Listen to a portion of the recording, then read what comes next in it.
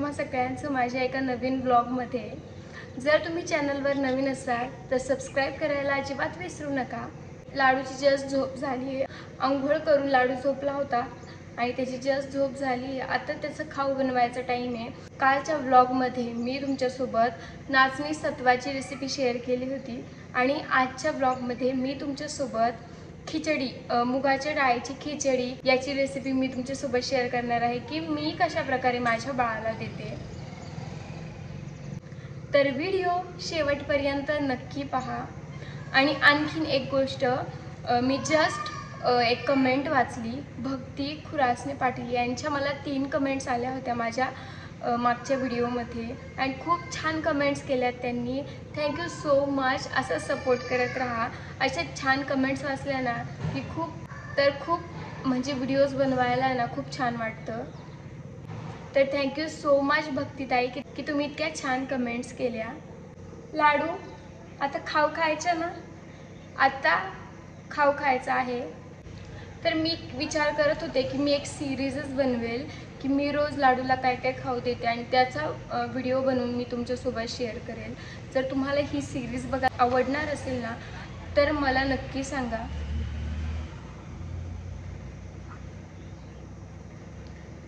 तर चला व्हिडिओला सुरुवात करूयात। तर आज मी लाडूला देणार आहे मुगाच्या डाळीची खिचडी आणि त्यासाठी ना इथे मी थोडेसे इंद्रायणी तांदूळ घेतले। इंद्रायणी तांदूळ तुम्ही अख्खे तांदूळ घेऊ शकता, तुम्ही कणी घेऊ शकता आणि त्यात थोडीशी मुगाची डाळ टाकलेली आहे। आता हे डाळ आणि तांदूळ मी छान धुवून घेतलंय आणि आता हे आपण शिजवून घेणार आहोत। छान अगदी मऊ शिजवून घेणार आहोत।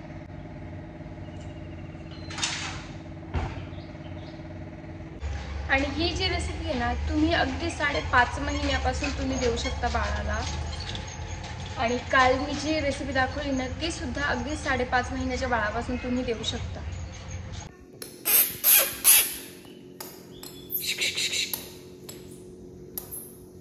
लाडू दादाकडे चालवा।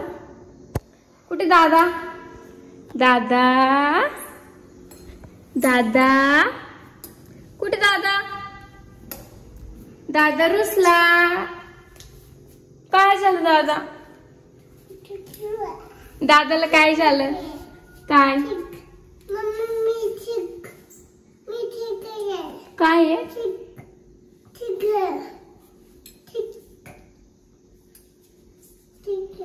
ठीक आहे, तू ठीक आहेस?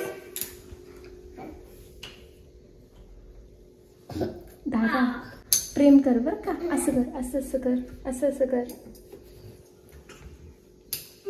शिव, असं कर लाडूला, असं कर। आता लाडूचा खाऊ होतोय तोपर्यंत लाडूची आणि शिवची इथे मस्ती चालू आहे।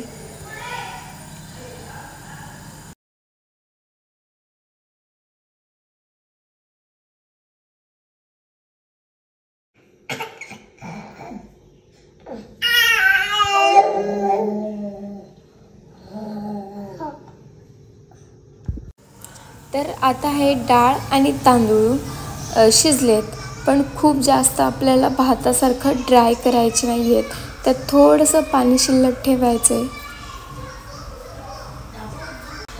कारण बाळ असं भात खाऊ शकत नाही, तर हे आपल्याला बारीक अशी याची पेजेसारखं करून घ्यायचं आहे आणि त्यासाठी यात थोडंसं पाणी शिल्लक ठेवायचं। आणि तुम्हाला हवं असेल तर तुम्ही मिक्सरमध्ये ग्राइंड करू शकता, पण एवढं थोडंसं हे मिक्सीमध्ये ना छान ग्राइंड होत नाही, त्यामुळे मग मी इथे चहा गाळणीने हे गाळून घेते आणि याची एक सेपरेट गाळणी आहे, हीच मी यूज करते। आणि जसं मी म्हटलं होतं की पाणी शिल्लक ठेवायचं, तर ते यासाठी की ज्यावेळी भात आणि डाळ जेव्हा आपण हे असं गाळून खाली येतं ना तर मग त्याची खूप घट्ट अशी पेस्ट तयार होत नाही, ती त्या पाण्यासोबत ना मिक्स होऊन छान अशी बाळाला खाता येईल अशी पेजेसारखी तयार होते।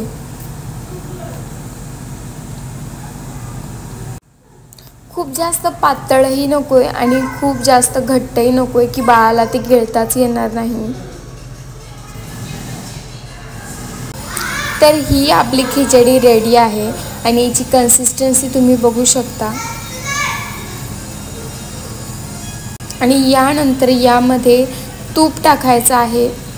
तुम्हाला हवं असेल तर तुम्ही डाळ आणि तांदूळ शिजवताना सुद्धा टाकू शकता, पण मी लास्टला टाकते सगळं झाल्यानंतर। आणि मी यामध्ये मीठ ॲड केलेलं नाही आहे। आता मीठ द्यायचं की नाही हे तुमच्यावर डिपेंड आहे। मी माझ्या शिवलासुद्धा 1 वर्षापर्यंत मीठ आणि साखर दिली नव्हती आणि लाडूलासुद्धा मी आत्तापर्यंत साखर आणि मीठ या दोन्ही गोष्टी इंट्रोड्यूस केलेल्या नाही आहेत। तर तुम्हाला द्यायचं असेल तर तुम्ही देऊ शकता, हा पूर्णपणे तुमचा डिसिजन असणार आहे।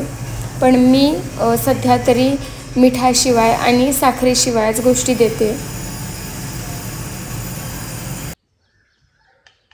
तर डाळीचं आणि भाताचं पाणी न देता मी हे असं करते, यामुळे ना बाळाला जास्त न्यूट्रिशन भेटतं। डाळीच्या पाण्यातून किंवा भाताच्या पाण्यातून जेवढं भेटेल त्यापेक्षा जास्त यातनं न्यूट्रिशन भेटतं। आणि ॲक्च्युअलमध्ये फक्त पाणी न पिता बाळ भात आणि डाळसुद्धा खातं आणि हे असं इतकी अशी छान कन्सिस्टन्सी की बाळाला याने त्राससुद्धा होत नाही आणि ॲक्च्युली बाळाच्या पोटात न्यूट्रिशन जातं। खाऊ कोण खाते?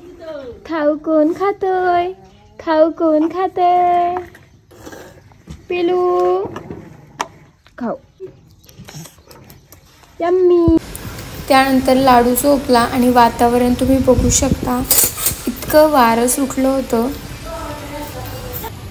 त्यामुळे मग मी थोडंसं रेकॉर्ड केलं आणि तुमच्यासोबत शेअर करते।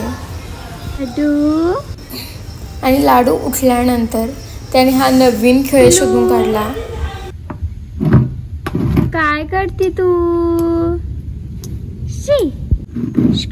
पिलू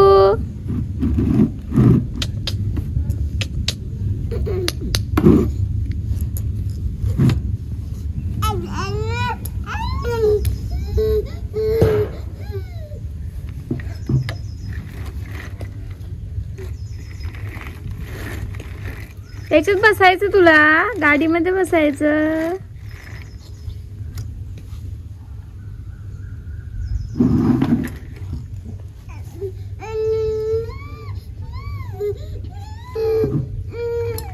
लाडूला आता वॉकर मध्ये बसायचं आणि त्यामुळे त्याचं हे सगळं चाललंय।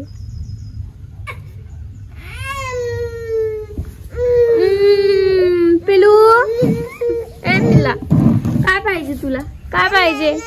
काय काय पाहिजे?